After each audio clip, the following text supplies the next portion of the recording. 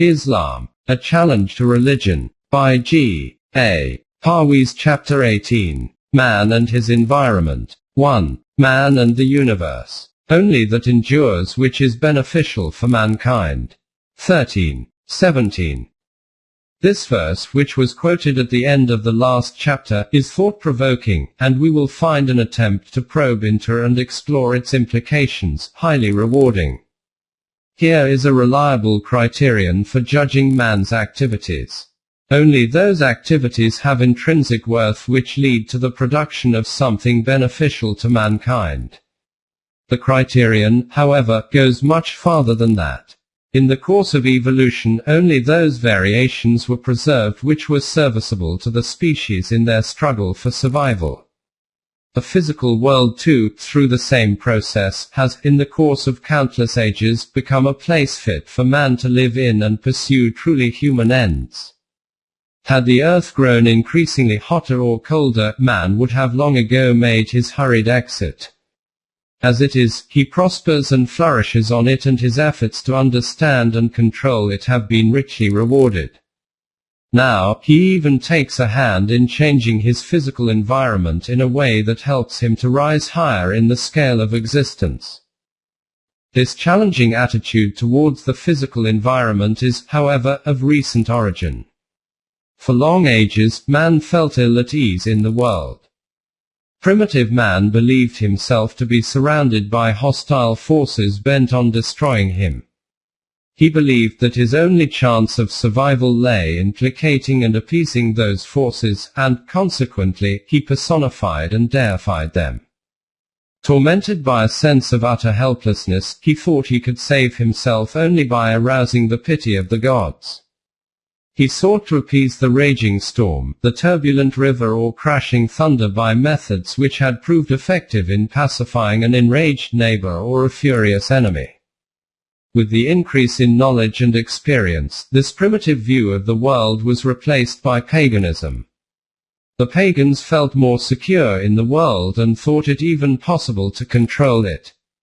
Man's first crude attempts to control physical nature took the form of magic and witchcraft. Later, more advanced pagans outgrew magic and relied on their intellect to understand nature. However, the ancient belief that physical nature was unfriendly and alien to man lingered on and colored the thinking of the greatest pagan thinkers.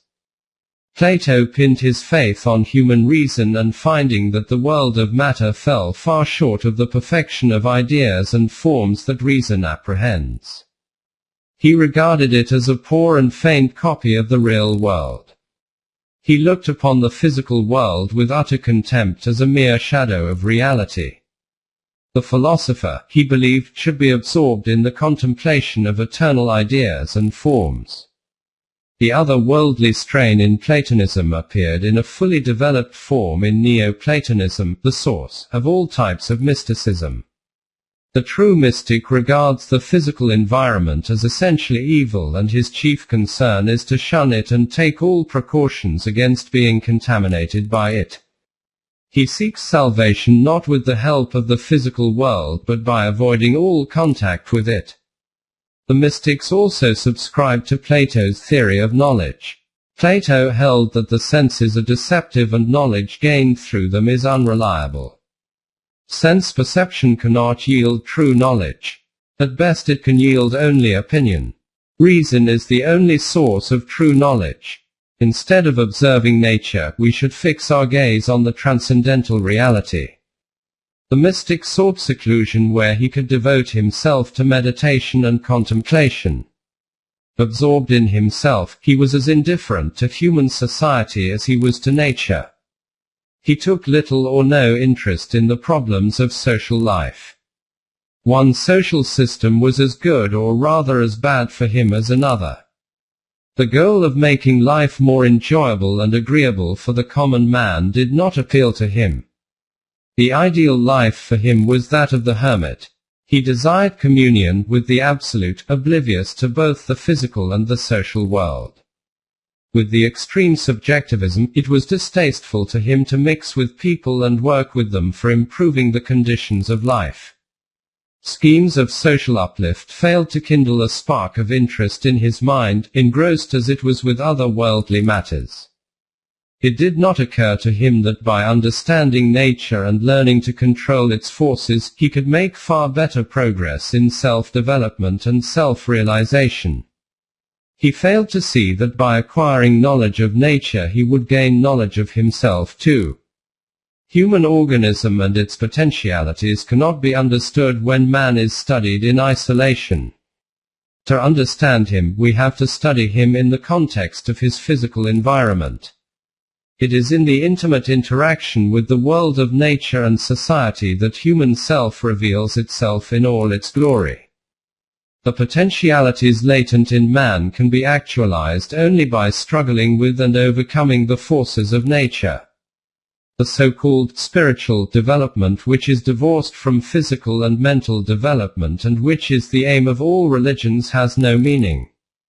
Man is an organism, and one side of organism cannot be developed at the expense of other sides. He must develop as a whole. He pays a heavy price if his development is lopsided. He must make progress on all fronts, physical, mental and moral, and this is how his personality will develop. He can open the way to progress only by making the world a better place to live in and by creating a social organization which gives full scope for freedom and development. This is where the mystics failed. They had only a narrow vision. Preoccupied with purely spiritual matters of their own imagination, which do not exist in reality, they failed to apprehend a dynamic relationship with their environment. They ought to have aimed at the knowledge of man in the universe and in relationship to the universe. Man in isolation is hardly human. Only when he is in contact with his physical environment and with his fellow beings that he rises to his full stature. 2. The Quran on man and nature. The Quran puts man in a meaningful relationship with nature. To grasp the significance of the Quranic view, we should compare it with two other views which are stoutly defended by some modern thinkers. According to one of these, nature is definitely hostile to man and takes a fiendish delight in bringing to naught his noblest enterprises. Hardy and Schopenhauer took a gloomy view of life and felt that men could enjoy peace, the peace of insensibility, only when they ceased to exist. The other view is apparently more compatible with the findings of modern thought. According to it, nature is completely indifferent to man and his ideals. It simply does not care whether man succeeds or fails. Human history may well prove to be a brief episode in cosmic evolution. The earth may go on rolling round the sun for ages after man has disappeared from its surface. Opposing both these views, the Quran presents nature as friendly to man, responsive to his intellect and sympathetic to his moral endeavor. Both nature and man have been created by a wise and benevolent God, and fundamentally there is no conflict between them. Man can develop only with the help of nature. This help he can obtain provided he acquires knowledge of nature and utilizes it for the achievement of his moral ends in the light of divine guidance. The knowledge referred to is scientific knowledge. The only method by which he can study nature profitably is the scientific method. Equipped with scientific knowledge, he can bend nature to his service. Natural forces can be made to serve man. This truth the Quran has expressed in the metaphorical language that the Malaika, cosmic forces, prostrated themselves before Adam, man. 2:34. Man, as the verses quoted below show, occupies a privileged position in the physical world, and it is his destiny to become master of it. God has pressed into the service of man the sun and the moon, to perform their courses, and he has pressed the night and the day into his service. 14:33. Again, and he hath of service unto you whatsoever is in the heavens and whatsoever is in the earth. It is all from him. Lo, herein verily are portents for people who reflect. 45:13. If we reflect on the physical world, we find that it is governed by unalterable laws, and by discovering these laws we can subjugate everything in it and make it serve our purposes. The destiny of man lies not in turning away from nature but in making it obey his will. The physical world, the Quran asserts, is not a shadow or maya. It is real and not merely an appearance. And we created not the heaven and the earth and all that is between them in V'an. 38:27. They are in error who refuse to ascribe reality to the seen world. That is the opinion of those who do not believe in the truth. 38:27. It is these people who consider the world to be an illusion. If it is an illusion, it means that it has no meaning. Islam rejects this view as utterly false and kufr. The Quran says that the universe was created bil haq, which means that it is true and has a purpose. Allah created the heavens and the earth with haq. 29:44. It is the duty of the faithful mu'mins, therefore, to observe the truth spread out before their eyes. Therein is indeed a portent for believers. 29:44. We are left in no doubt as regards the reality of the universe.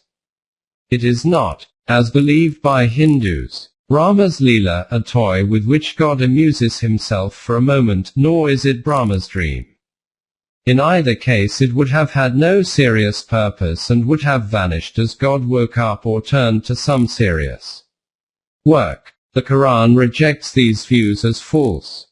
And we created not the heavens and the earth and all that is between them in clay. We created them not save with haq. 44:38-39. 3. Knowledge. The Quran distinguishes between two kinds of knowledge: perceptual and conceptual. Through perceptual knowledge we become aware of and deal with that portion of the physical environment which happens at the moment to be the center of our interest. Through conceptual knowledge we rise above the particularity of concrete facts and cognize the unities which underlie the multiplicity of the world. The conceptual framework we build up is far removed from the rich, vivid, concrete reality of the actual world. Yet it gives us an insight into the working of the nature and greater power of control over it. The point to note is that both kinds of knowledge have their source in the senses.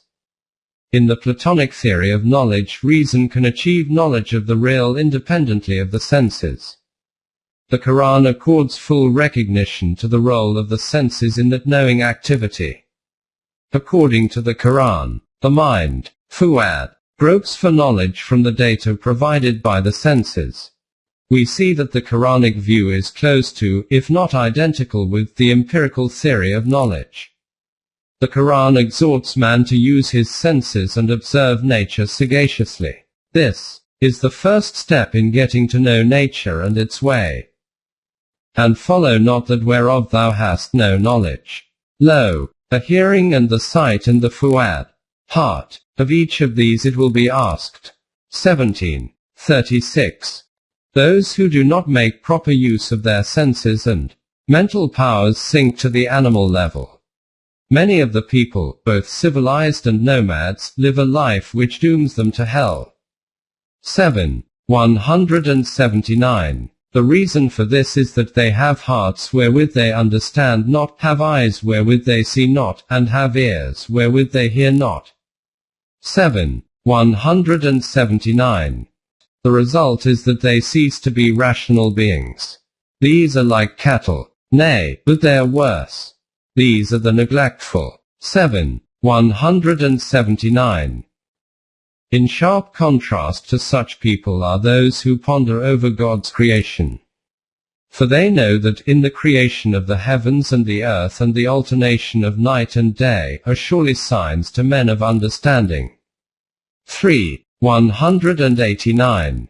They are the men who keep in their mind the laws of Allah, standing and sitting and reclining, and reflect on the creation of the heavens and the earth. 190. When they reflect on the grandeur of nature, they are deeply moved and exclaim, "Ah Rab, Thou hast not created this in vain. 7. 190. When they approach nature with the attitude of the believers, Mu'mins, they feel it in their bones that it has a meaning and a purpose. With their intellectual honesty, they cannot but admit that certain things in it are incomprehensible to them at the present level of their knowledge. With humility they confess that they do not know, but they have a conviction that if they persist in seeking more knowledge, one day they will perceive the meaning of these as well. Men who lack this conviction live in a sort of hell. 7. 191. And the pity is that no one can help them. 7. 191. The Quran speaks of those who study nature and try to discover the laws that govern it as men of knowledge and insight. Because, says the Quran, lo, in the heavens and the earth are portents for believers. 45. 3. In seeking knowledge, the believers are spurred on by their iman. And in your creation and of all the beasts that he scattereth in the earth, are portents for a folk whose iman is sure. 45. 4. They know that the alternation of night and day and the provision that Allah sendeth down from the sky and thereby quickeneth the earth after her death, and the ordering of the winds, are portents for a people who have sense. 45. 5. The Rasul is told, these are the portents of Allah which we recite unto thee with haqq. 45. 6. Iman in God may not follow from purely logical arguments. It springs from the direct experience of order, harmony and beauty in nature. The Quran says that these are the visible signs of the invisible being. Then in what besides Allah and his portents will they believe? 45. 6. According to the Quran, Iman in God has a dual source.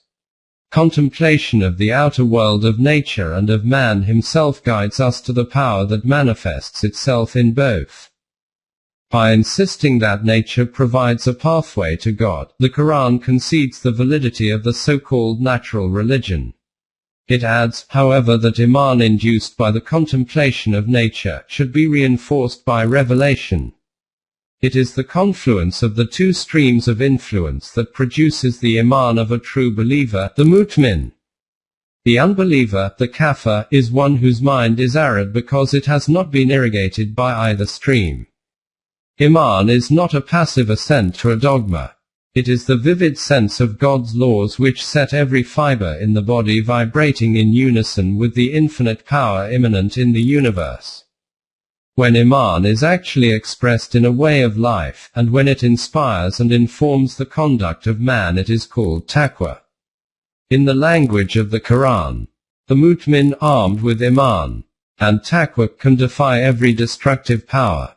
Verily, in the alternation of night and day and in what God has created in the heavens and the earth, are surely signs to people who abide by Allah's laws and wish to be protected against destructive powers. 10. 6. Drawing our attention to the starry firmament above, the Quran kindles in our mind a sense of its infinitude.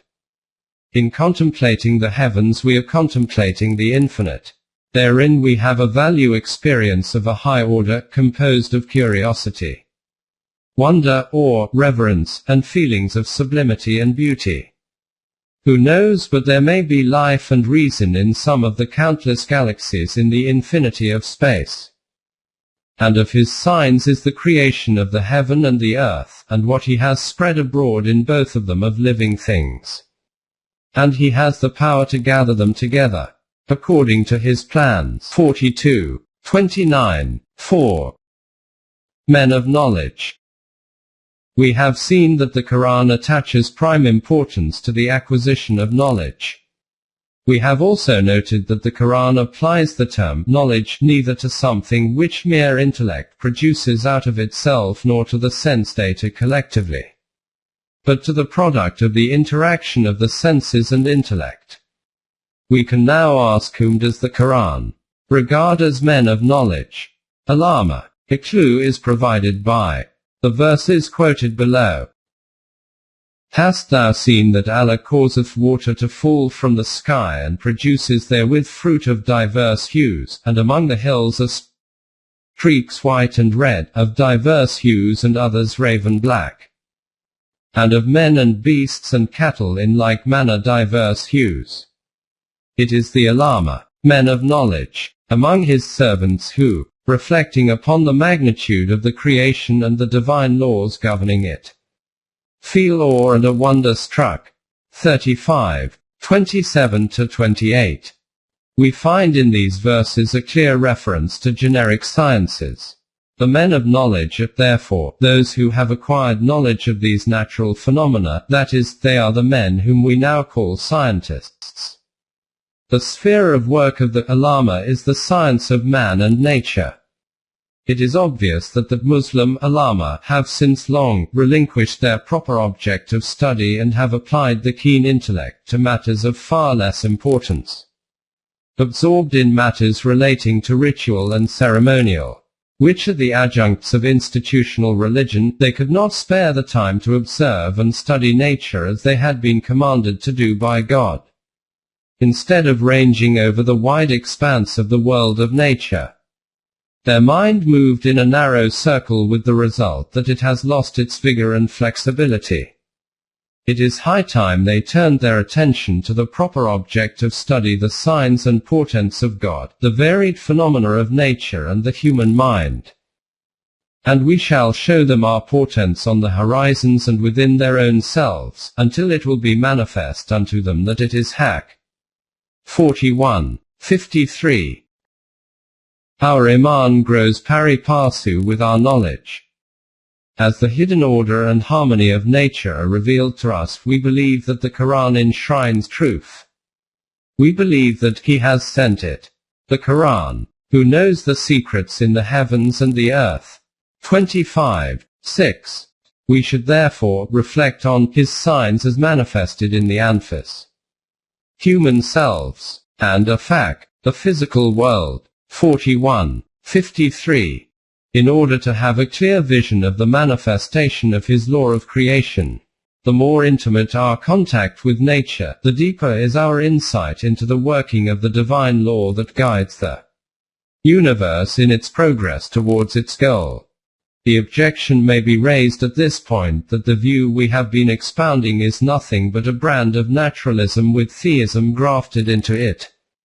By calling on the Allama, who are divines, to engage in scientific research, we are making them mere men of science and asking them to relinquish their proper field, which is at religion. We agree that in the context of what goes as religion, it would be sacrilegious to ask that divines to turn to scientific research.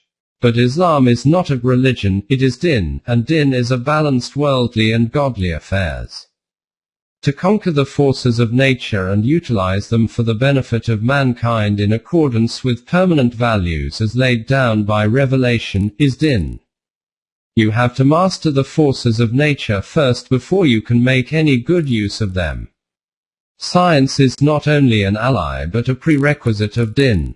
If persons who claim to be scholars of din are strangers to its spirit and are content in their ignorance of scientific knowledge, they can serve no interest of din. They should allow the winds of science to blow freely over their minds. Scientific knowledge will deepen the insight into din, as it is the knowledge of the signs and portents of God.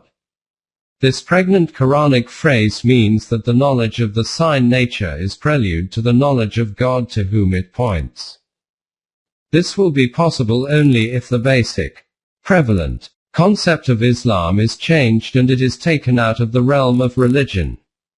This, unfortunately, our Allama consider irtidad, apostasy. So let us proceed further.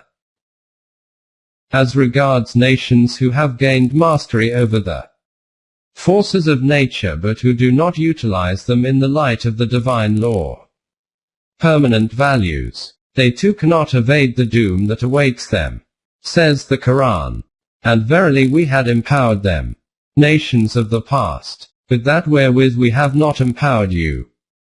and had assigned them ears and eyes and hearts, but the cars and eyes and hearts availed them not, since they rejected the revelations of Allah, and what they used to mock befell them. 46:26. The main points to note are: 1. People engaged in understanding and controlling the forces of nature and shaping their lives according to the divine law are mu'mins and muttaqis. They enjoy happiness in this world and will enjoy it in the next stage of life. 2. Those who achieve the conquest of nature but use their power for purposes opposed to the divine order are rewarded with success in this world for the time being, but have nothing to hope for in the future. 3. Those who turn away from nature and make no attempt to understand and conquer it cannot attain human stature. They live a life of hardship and misery in this world and will find the way to progress blocked in the next world. 4. Who is blind here will be blind in the hereafter, and yet farther away from the true path. 17:72. Conquering the forces of nature and utilizing them for the benefit of mankind in accordance with the laws of God as revealed by Him, and thereby developing one's own self, is the essence of Islam. This, and this alone, can ensure a beautiful heavenly life in this as well as in the hereafter. This way of life is called din.